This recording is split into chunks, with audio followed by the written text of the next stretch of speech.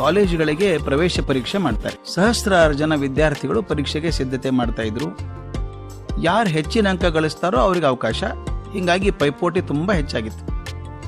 ಈ ಅಭ್ಯರ್ಥಿಗಳ ಸಂಖ್ಯೆ ತುಂಬಾ ಹೆಚ್ಚಾಗಿರೋದ್ರಿಂದ ವ್ಯವಸ್ಥಾಪಕರು ಏನ್ ಮಾಡಿದ್ರು ಅಂದ್ರೆ, ಈ ಉತ್ತರ ಪತ್ರಿಕೆಗಳನ್ನೆಲ್ಲ ಪರಿಶೀಲನೆ ಮಾಡಿ ಬಂದ ಅಂಕಗಳನ್ನೆಲ್ಲ ಒಂದು ರೀತಿ ಸರಿಯಾಗಿ ಜೋಡಿಸಿ ಯಂತ್ರದಲ್ಲಿ ಹಾಕ್ಬಿಟ್ರೆ ಅದು ತಾನೇ ಪಟ್ಟಿ ಕೊಡ್ತಾ ಇತ್ತು ಯಾರ್ಯಾರು ಆಯ್ಕೆ ಆಗಿದ್ದಾರೆ ಅಂತ. ಏನು ಪ್ರಸಿದ್ಧ ಆಗಿತ್ತು ಅಮೆರಿಕೆಯಲ್ಲಿ ಅಂದ್ರೆ, ಆ ಉನ್ನತ ಸ್ಥಾನ ಪಡೆದವರು ನಿಜವಾಗ್ಲೂ ಭಾರಿ ಬುದ್ಧಿವಂತರು ಅಂತ ಒಂದು ಹೆಸರಿತ್ತು. ಇದೆಲ್ಲ ಲಾ ಪರೀಕ್ಷೆಗೆ ಹೋಗೋವರೆಗೆ ಇರುವಂಥದ್ದು. ಹೆನ್ರಿ ಕಾರ್ಸನ್ ಅಂತ ಒಬ್ಬ ಹುಡುಗ ಪರೀಕ್ಷೆ ಕೂತಿದ್ದ. ಅವನು ಹೈಸ್ಕೂಲ್ ಮಟ್ಟದಲ್ಲಿ ಅವನಿಗೇನಂತ ಒಳ್ಳೆ ಮಾರ್ಕ್ಸ್ ಏನು ಬಂದಿರಲಿಲ್ಲ. ತುಂಬ ಸಾಧಾರಣವಾದ ಹುಡುಗ ಅಂತ ಶಿಕ್ಷಕರ ಅಭಿಪ್ರಾಯ ಕೂಡ. ಅವನಿಗೂ ಹಾಗೆ ಅನಿಸಿತ್ತು, ತಾನು ಸಾಧಾರಣ ಹುಡುಗ, ತಾನು ಲಾ ಪರೀಕ್ಷೆಗೆ ಹೋಗ್ತೀನಿ, ಆ ಪರೀಕ್ಷೆ ಪಾಸ್ ಆಗ್ತೀನಿ ಅಂತ ಅವನಿಗೆ ನಂಬಿಕೆ ಇರಲಿಲ್ಲ. ನಿಜವಾಗ್ಲೂ ಹಾಗೆ ನೋಡಿದ್ರು. ಆದರೂ ಪರೀಕ್ಷೆ ಪ್ರಯತ್ನ ಮಾಡಿದ್ರಾಯ್ತು ಅಂತ ಅಪ್ಪ ಅಮ್ಮ ಹೇಳಿದ್ರು. ತಾನು ಪರೀಕ್ಷೆ ತಗೊಂಡ. ಪರೀಕ್ಷೆ ಫಲಿತಾಂಶ ಬಂತು. ಹೆನ್ರಿ ಕಾರ್ಸನ್ನಿಗೆ ಆಶ್ಚರ್ಯ, ಸಂತೋಷ ಒಮ್ಮೊಮ್ಮೆ ಆಯಿತು. ಯಾಕೆ ಗೊತ್ತಾ? ಅವನು ಪರೀಕ್ಷೆಯಲ್ಲಿ ಪ್ರಥಮನಾಗಿದ್ದಾನೆ, ಫಸ್ಟ್ ರ್ಯಾಂಕ್ ಅವನು. ಇವರಿಗಿಂತ ಎಷ್ಟೋ ಪಹಲ್ ಬುದ್ಧಿವಂತರು, ಚಾಣಾಕ್ಷರು, ಅಸಾಮಾನ್ಯರು ಅನ್ಸ್ಕೊಂಡವರು ಇವನಿಗಿಂತ ಕಮ್ಮಿ ಮಾರ್ಕ್ಸ್ ತಗೊಂಡಿದ್ದಾರೆ. ಇವನು ಶಿಕ್ಷಕರಿಗೆಲ್ಲ ಆಶ್ಚರ್ಯ. ಅಲ್ಲ, ವಿಚಿತ್ರ ಅಂದ್ರೆ ಇಂಥ ಪರೀಕ್ಷೆಯಲ್ಲಿ ಇವನು ಫಸ್ಟ್ ರ್ಯಾಂಕ್ ಬರ್ಬೇಕಂದ್ರೆ ಬಹಳ ಬುದ್ಧಿವಂತ ಇರಬೇಕು. ಪರೀಕ್ಷೆ ಆ ವಿಧಿನೇ ಆಗಿತ್ತದು. ಅವ್ರು ಅಂದ್ಕೊಂಡ್ರು, ಇಂಥ ಬುದ್ಧಿವಂತ ವಿದ್ಯಾರ್ಥಿಯನ್ನು ನಾವು ಹೆಂಗೆ ಗುರುತಿಸ್ಲಿಲ್ಲ ಇಷ್ಟು ವರ್ಷ. ತಂದೆ ತಾಯಿಗೂ ಆಶ್ಚರ್ಯ. ನನ್ನ ಮಗ ತುಂಬಾ ಸಾಧಾರಣ ವಿದ್ಯಾರ್ಥಿ ಅನ್ಕೊಂಡಿದ್ವಿ, ಈ ಪರಿ ಸಾಧನೆ ಮಾಡ್ತಾನೆ ಅಂತ ಅನ್ಕೊಂಡಿರ್ಲಿಲ್ಲ ಅಂತ ಅಪ್ಪ ಅಮ್ಮನಿಗೂ ಅನಿಸ್ತು. ಅಡ್ಮಿಷನ್ ಆಯ್ತು. ಕಾರ್ಸನ್ ನನ್ನ ಬುದ್ಧಿವಂತಿಕೆ ಅನ್ನೋಂಥ ಮನೆ ಮನೆ ಮಾತಾಯ್ತು. ಅವನು ಕಾಲೇಜ್ ಸೇರ್ಕೊಂಡಲ್ಲ, ಲಾ ಕಾಲೇಜಿಗೆ. ಶಿಕ್ಷಕರು ಅವ್ನು ನೋಡೋ ರೀತಿನೇ ಬೇರೆ ಆಯ್ತು. ಯಾಕಂದ್ರೆ ಫಸ್ಟ್ ರ್ಯಾಂಕ್ ಹುಡುಗ ಅವನು.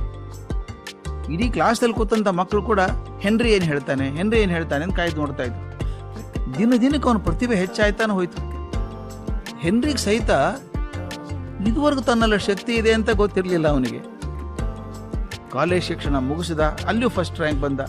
ತನ್ನದೇ ಕಾರ್ಯಾಲಯ ತೆಗೆದ, ಕಾನೂನಿನ ಕಾರ್ಯಾಲಯ. ಬ್ರಿಟಿಷ್ ಪಾರ್ಲಿಮೆಂಟಿಗೆ ಆಯ್ಕೆಯಾದ.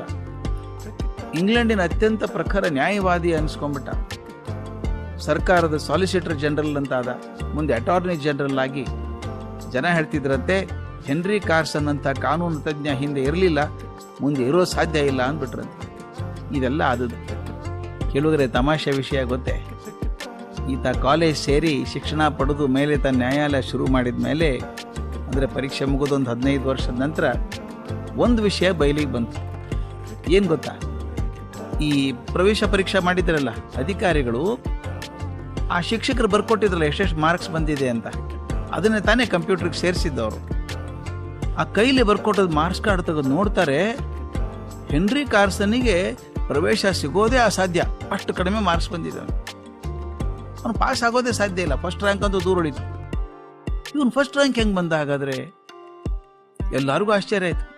ಆ ಟೆಕ್ನಿಷಿಯನ್ ಬಂದು ಹೇಳ್ದ, ಆಗಿನ ಕಾಲದಲ್ಲಿ ಹಳೆ ಕಂಪ್ಯೂಟರ್ ಇತ್ತಲ್ಲ, ನೀವು ಗೊತ್ತಿರ್ಬೇಕು ನಿಮಗೆ, ಒಂದು ಕಂಪ್ಯೂಟರ್ ಇಡೀ ಕೋಣೆ ತುಂಬಷ್ಟು ದೊಡ್ಡದಿರ್ತಿತ್ತು.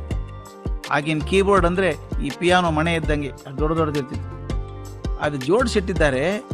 ಯಾವುದೋ ಒಂದು ಇಲಿ ಯಂತ್ರದಲ್ಲಿ ಸೇರಿಕೊಂಡು ಹಾರಾಡುವಾಗ ಯಾವುದೋ ಒಂದು ಗುಂಡಿ ಒತ್ತು ಬಿಟ್ಟಿದೆ. ಆ ಗುಂಡಿಯಿಂದ ಹೆನ್ರಿ ಹೆಸರು ಮೊದಲೇದಾಗಿತ್ತು ಅಂತ. ತಮಾಷೆ ಅನ್ಸಲ್ವಾ? ಬುದ್ಧಿವಂತಿಕೆಯಿಂದ ಇಲಿಯಿಂದ ಫಸ್ಟ್ ರ್ಯಾಂಕ್ ಬಂದವನು ಅವನು. ಕತೆ ಬಿಡಿ, ನನಗದ್ರಲ್ಲಿ ಕತೆ ಆಸಕ್ತಿ ಬರೋದು ಯಾವುದಕ್ಕೆ ಗೊತ್ತಾ? ಎಲ್ಲಿವರೆಗೂ ಹೆನ್ರಿ ತಾನು ಸಾಧಾರಣ ಬಾಲಕ ಅನ್ಕೊಂಡಿದ್ನೋ ಅಲ್ಲಿವರೆಗೂ ಅವನ ಸಾಧನೆ ಕೂಡ ಸಾಧಾರಣವೇ ಆಗಿತ್ತು. ಯಾವಾಗ ಅವನು ನಾನು ಫಸ್ಟ್ ರ್ಯಾಂಕ್ ಬಂದಲ್ಲ, ವಿಶೇಷ ಶಕ್ತಿ ಇರ್ಬೇಕು ತನ್ನ ಕಡೆಗೆ ಅಂತ ಅನ್ಕೊಂಡು ಅವನ ಸಾಧನೆಯನ್ನು ಹೆಚ್ಚಿಗೆ ಆಗ್ತಾ ಹೋಯ್ತು. ಗಮನ ಇಟ್ಟು ನೋಡಿ, ಅದೇ ಮಗು, ಅದೇ ಹುಡುಗ, ಆದರೆ ಒಂದು ಸಲ ತನ್ನಲ್ಲಿ ಶಕ್ತಿ ಇದೆ ಅಂತ ಅನಿಸ್ಕೊಂಡಾಗ ಎಲ್ಲಿ ಶಕ್ತಿ ಬಂದ್ಬಿಡುತ್ತಲ್ಲ ಒಳಗಡೆ. ಅವನು ಅಟಾರ್ನಿ ಜನರಲ್ ಆಗಿ ಅತ್ಯಂತ ಖ್ಯಾತ ನ್ಯಾಯವಾದಿ ಆಗ್ಬಿಟ್ಟ. ಇದು ಹೆನ್ರಿ ಕಥೆ ಮಾತಾ ಅಲ್ಲ ಸ್ನೇಹಿತರೆ, ನಮ್ಮೆಲ್ಲರ ಕಥೆ ಇದು. ನಮ್ಮ ಆತ್ಮವಿಶ್ವಾಸ ನಮ್ಮ ಸಾಧನೆಯ ಅಡಿಪಾಯ ಇದ್ದಂಗೆ. ಎಲ್ಲಿವರೆಗೂ ನಮ್ಮ ಹೃದಯದಲ್ಲಿ ಆತ್ಮವಿಶ್ವಾಸ ತುಡಿತಾ ಇರ್ತದೋ ಅಲ್ಲಿವರೆಗೂ ಸಾಧನೆ ನಮ್ಮ ಕೈಗೆ ಸಿಲುಕ್ತಾನೆ ಇರ್ತದೆ.